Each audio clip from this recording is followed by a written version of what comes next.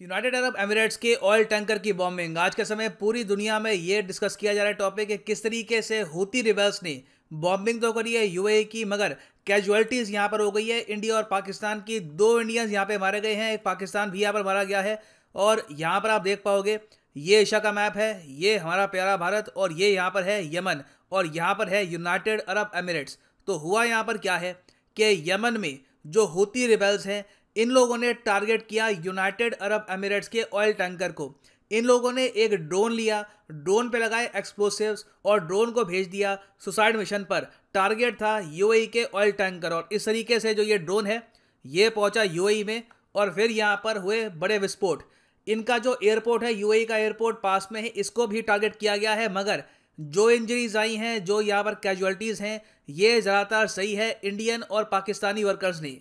और यहाँ पे आप ऑब्जर्व करेंगे ये है ऑयल टैंकर की स्टोरेज फैसिलिटी जहाँ पर ड्रोन से बॉम्बिंग हुई है। एयरपोर्ट की बॉम्बिंग देखिए कैसे करी गई है, इसका कोई अभी क्लैरिटी आई नहीं है कि एक और ड्रोन एयरपोर्ट पे इन्होंने भेजा था या फिर वहाँ पे कोई किसी और तरीके से रॉकेट से बॉम्बिंग करी है, उस पर क्लैरिटी आई नहीं है। मगर ये बात पक्का, और ये बात हूती रिबेल्स ने एक्सेप्ट भी कर ली है कि जो यहाँ पर ऑयल टैंकर का जो स्टोरेज है, यहाँ पर बॉम्बिंग इन्होंने ड्रोन से करी है। ना यहाँ पर आप पूछेंगे मगर यमन का ग्रुप यूएई पे अटैक क्यों करेगा? देखिए इसका बहुत ही सिंपल आंसर है, यमन सिविल वॉर पिछले कई सालों से 7-8 साल से आप अगर देखें तो यमन कंप्लीटली बढ़ चुका है। यहाँ पर हूती रिबेल्स खड़े हो चुके हैं जिनको सपोर्ट कर रहा है ईरान, और बाकी जो यमन का एरिया है उसको सपोर्ट कर रहा है सऊदी अरेबिया, यूएई, यूएस का भी सपोर्ट है इन लोगों को। तो ये जो आप कह लीजिए ये एरिया ना यहाँ पर यमन का, ये हूती रिबेल्स के पास है। और हूती रिबेल्स का सिंपली एक काम है कि लगातार ये लोग यहाँ से रॉकेट बरसाते रहते हैं सऊदी अरेबिया पर, यूएई पर, बेसिकली जो भी जीसीसी कंट्रीज हैं जो हूती रिबेल्स के अगेंस्ट है।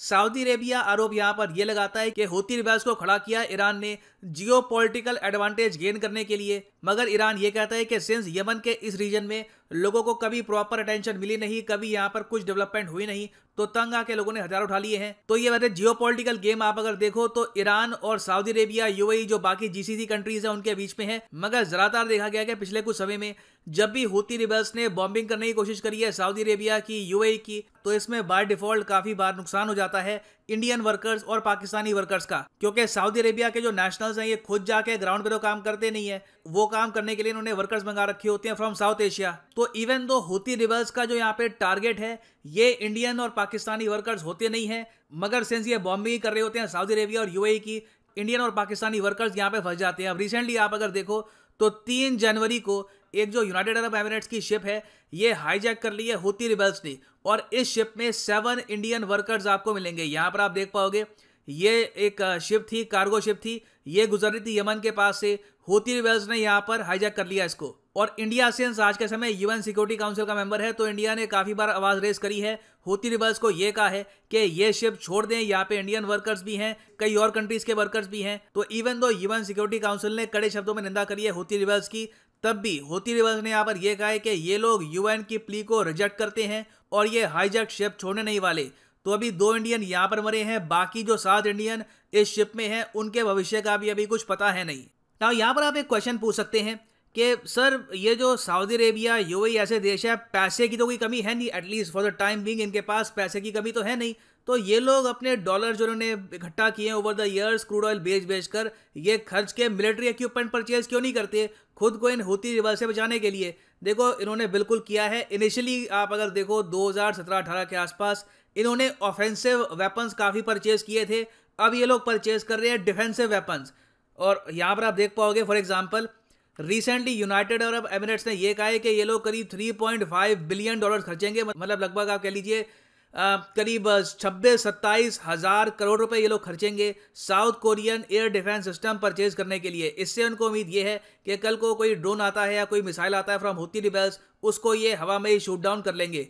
सऊदी अरेबिया को आप अगर देखो तो S-400 सऊदी अरेबिया परचेज करने में लगा है फ्रॉम रशिया, हालांकि सैंक्शंस का डर है मगर फिर भी बात चल रही है। फिर यूएई ने यह भी अभी डिसाइड किया है कि ब्रह्मोस भी ये परचेज कर सकते हैं, इस पर अभी मेरे बात चल रही है, ऑफिशियल अनाउंसमेंट हुई नहीं है, मगर जिस तरीके से डेवलपमेंट्स हो रही हैं बहुत ही जल्द पॉसिबिलिटी है कि फिलीपींस के बाद यूनाइटेड अरब एमिरेट्स बनेगा second country to buy the BrahMos missile. और ब्रह्मोस मिसाइल से इनको एबिलिटी ये मिलती है कि कल को अगर मान लो यूएई की कोई वॉरशिप है ये यहाँ पर गल्फ ऑफ एडन के आसपास है, वो सीधा यहाँ पर हूती रिबल्स की बॉम्बिंग कर पाएगी विद हाई एक्यूरेसी। मगर घूम फिर के यहाँ पर इंडियन और पाकिस्तानी गवर्नमेंट को भी सोचना होगा कि कुछ ना कुछ मिलिट्री डिप्लॉयमेंट हमको यहाँ पर गल्फ ऑफ एडन, यहाँ पर यमन के आसपास करनी होगी, क्योंकि जिस तरीके से इंडियन और पाकिस्तानी वर्कर्स को टारगेट किया जा रहा है, इससे इकोनॉमिक लॉस भी हो सकता है इंडिया और पाकिस्तान को इन द लॉन्ग रन। कई वर्कर्स हैं जो रेमिटेंस लेने के लिए जाते हैं फ्रॉम गल्फ कंट्रीज, हो सकता है कि कल को गल्फ कंट्रीज में जाए ही ना इन अटैक के डर से। तो यहाँ पे मैं आपसे पूछना चाहूंगा एक क्वेश्चन, क्या आप मानते हैं कि इंडिया को अपनी मिलिट्री डिप्लॉयमेंट इस रीजन में काफी हद तक इंक्रीज करनी चाहिए to counter the Houthi rebels, या आप मानते हैं कि नहीं, सिंस ईरान इन हूती रिबल्स को बैक कर रहा है तो अभी के लिए एक बार को ये जो वर्कर्स की डेथ होती है सहना ही पड़ेगा, अकाउंटेबिलिटी यहाँ पर ठहराओ सऊदी अरेबिया पर, यूएई पर, इनको बोलो कुछ करे, खुद अपनी मिलिट्री यहाँ पर भेजने की आवश्यकता है नहीं। ऑफ कोर्स मैं यहाँ पर ये नहीं कह रहा कि यमन में इंडियन सोल्जर भेजे जाएंगे, मैं यहाँ पर इंडियन नेवी की बात कर रहा हूँ, सर्विलेंस एयरक्राफ्ट की बात कर रहा हूँ। तो इसके बारे में लिखिएगा कमेंट सेक्शन में, मैं जानना चाहूंगा आपका ओपिनियन। यहाँ पर मैं ये भी ऐड कर दूं कि अनअकैडमी का भी स्पेशल ऑफर चल रहा है, जिसके अंदर आपको मिलेंगे extra 3 months on the UPSC course. Click करिए यहाँ पर कमेंट सेक्शन की पिन कमेंट में, ये जो लिंक दिया हुआ है इस पर, और यहाँ पे आप परचेज कर पाएंगे ये यूनिक कॉम्बो पैकेज, जिसके अंदर आप यूपीएससी प्रीलिम्स, मेंस, ऑप्शनल तीनों की तैयारी कर सकते हैं with a single purchase. Simply यहाँ पे आपको क्लिक करना है, और अगर आप मान लो 2-3 साल के लिए प्रिपेयर करना चाहते हैं फॉर यूपीएससी, तो जो 36 मंथ का कोर्स है, 24 मंथ का कोर्स है, ये भी आप कर सकते हैं परचेज। मगर जो प्राइसेस यहाँ पर लिखे हैं, पे करने की आवश्यकता नहीं है, सिंपली यहाँ पे कोड यूज करिए PD10 and the prices will fall, so use the code and save money. So इसी नोट के साथ ये है वीडियो का, thank you for listening and as always God bless you all.